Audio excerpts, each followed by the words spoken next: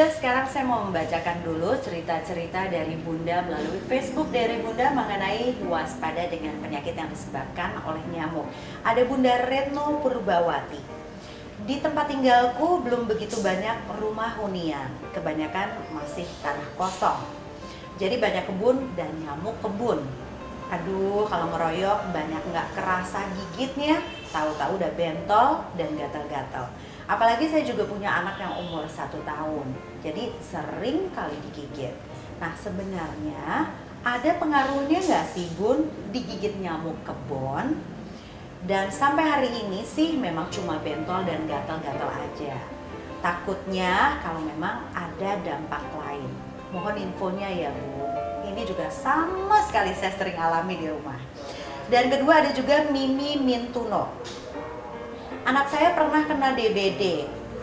Waktu itu saya kira panas biasa, tapi setelah saya kompres dan dikasih obat penurun panas, ternyata panasnya tidak turun-turun.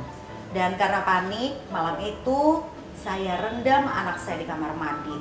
Lalu saya bawa ke rumah sakit. Untunglah akhirnya dia bisa cepat ditolong.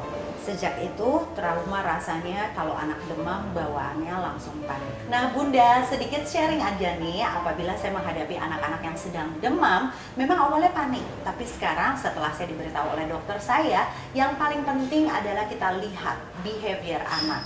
Apabila behavior anak kita masih normal, mereka masih mau main, mereka masih bisa tertawa, mereka masih mau minum, dan pipisnya masih cukup frekuensinya, tidak perlu dikhawatirkan. Mudah-mudahan itu bukan DB. Dan yang bisa kita lakukan pertolongan pertama adalah seperti misalnya kita bisa peluk kanguru, atau kita bisa berendam dengan anak kita berduaan dengan air hangat, atau perbanyak cairan setiap harinya supaya untuk mencegah dehidrasi. Seperti itu Bunda.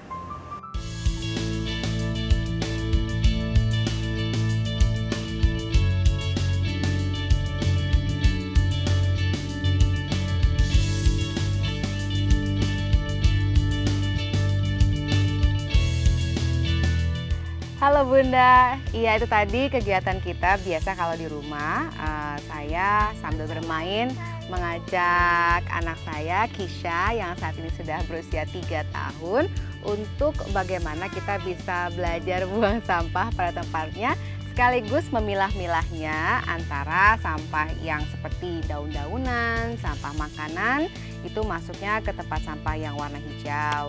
Kemudian sampah yang berupa misalnya kaleng, karena kan kadang-kadang dia kan minum susu, ada kaleng susunya, nah itu kita buang juga terpisah di tempat sampah yang warna biru. Kita menggunakan tempat sampah yang berwarna merah, itu biasanya untuk sampah-sampah yang bentuknya kertas, ya seperti kertas dari misalnya kertas koran yang sudah tidak terpakai lagi, ataupun kertas tisu gitu ya. Jadi sehingga dengan memilah sampah ini pada akhirnya kita juga bisa kemudian membantu untuk menyalurkannya ke tempat-tempat yang bisa mendaur ulangnya. Nah, kalau misalnya sampah yang dedaunan atau sampah sisa makanan, biasanya kita olah lagi tuh menjadi kompos. Nah, kalau bicara mengenai nyamuk, pastinya kalau memang ada daerah-daerah yang basah seperti kamar mandi ataupun misalnya ada kolam ikan, jangan lupa untuk membersihkannya secara rutin. Karena dengan begitu kita bisa meminimalisir perkembangan jentik kalau memang ada di kolam-kolam tersebut. Ya Bunda dan juga teman-teman di rumah ya Kisah ya. Terima kasih sudah bersama kita hari ini. Tadi kita sudah sharing berbagai macam hal yang bisa kita terapkan untuk menjaga lingkungan kita. Termasuk caranya dengan membuang sampah pada tempatnya ya.